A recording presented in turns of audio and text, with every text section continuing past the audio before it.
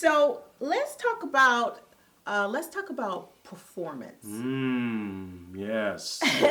We've had some really great performances. Initially, from the first beginning of our history, I mean, first off, I have to talk about our initial hosts. When we started off, it was just basically videos for like 4 years, but it wasn't until 2016 when we actually started videotaping our performances.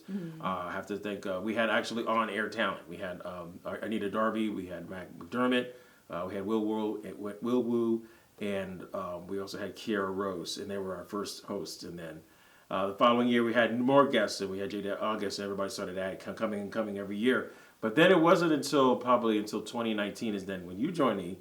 We started to introduce, we had like a few of our local friends, and they started doing performances before, but then it was really like in 2020 when we had the pandemic. They thought that was the opportunity to have all these artists, and we had folks that were local, and we had some folks that were national, and I told them about it. I said, yeah, I'll perform. And it was such a blessing just to have them, on the show, and it just really sparked it. It was just inside, and they were able to do this during a pandemic when everybody's wearing masks, and they were like 6 feet apart from each other, which blew my mind. Which is like, wow, to see the impact of what our show has done over the years. And during that time, with the coronavirus and everything, I think everybody was searching for some kind of center. Yes. Some kind of touchstone. Yeah. And I think that's why it has such a great impact, is because, we're looking for some kind of hope. Yeah, we're looking for something. And these guys that stepped in and submitted their tapes, and, because, everybody had to create their own video. Yes, they did. For the song. They did. In addition to the videos that we, picked, the regular videos that we picked up. But, the heart of everybody, their generosity, is something that we'll always be grateful for and appreciate. I think one of the questions, I don't know if I had asked this earlier, but how do we choose the artist? Well, actually, it was mostly I don't really actually. It's not really like a choice. It's more like a kind of an open call, like an ask. Yeah, an ask. And sometimes we ask our friends. Like sometimes it's for favors. Other times it's just people that I've seen over the years. I've seen some of these local performers, and I said, "Hey, I would love you to be a part of our 25 Songs of Christmas. You want to join us?" And usually, most of the time, I would say about a good like 75% of the time, they say, "Yeah, sure, why not?" And we're so glad they did. Absolutely, because they make the show. Yeah. They absolutely make the show. They do. Let's see. As far as responses, not responses. Question. Yeah. One of the questions we get, what makes a good video? I would say one that usually has, there's no noise distraction. You don't have to be. As a matter of fact, you don't have to have a top-notch like Canon camera. You don't have to be like. You have to be a red camera or something advanced. Right. I mean, it could just be something like your iPhone. And sometimes some people's iPhones, the way they angle it now, I mean, they got great technology. You can do it. I mean, from your own home now, and I was surprised because some of the selections that we had over the years, what I'm seeing, I found out that somebody told me that they did this on their iPhone. I said, you got to be kidding me. I said, yeah.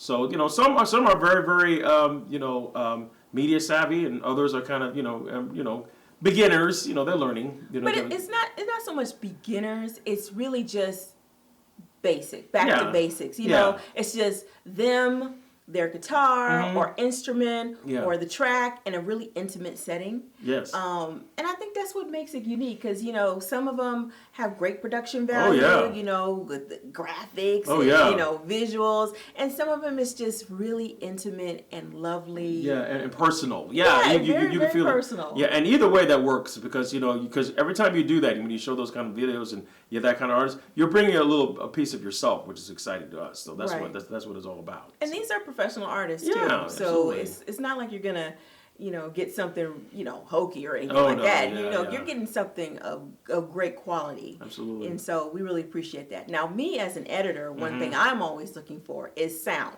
Oh yes. It's like sound is key. It's like you sound good, but I can't hear you. Yeah.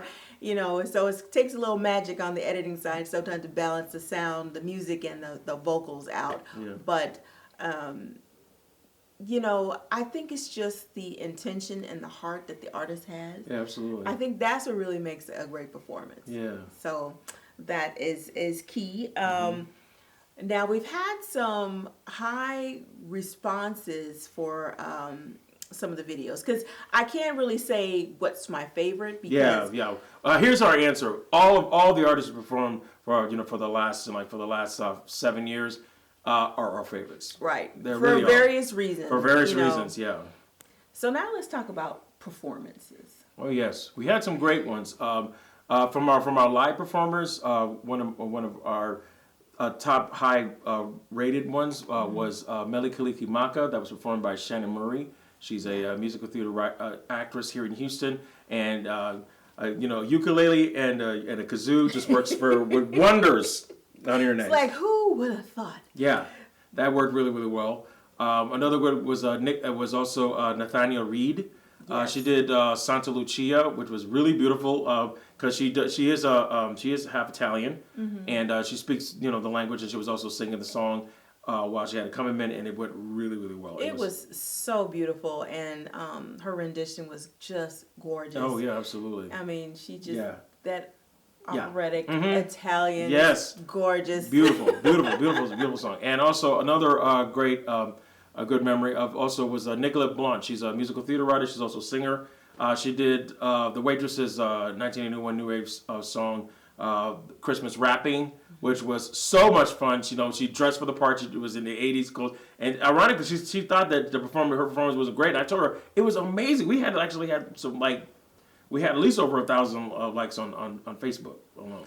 Yeah, it was really fun to edit because I used scenes from Valley Girl. Yes, yeah. Sorry, Valley Girl, and just going back and forth between her and some clips in the movie.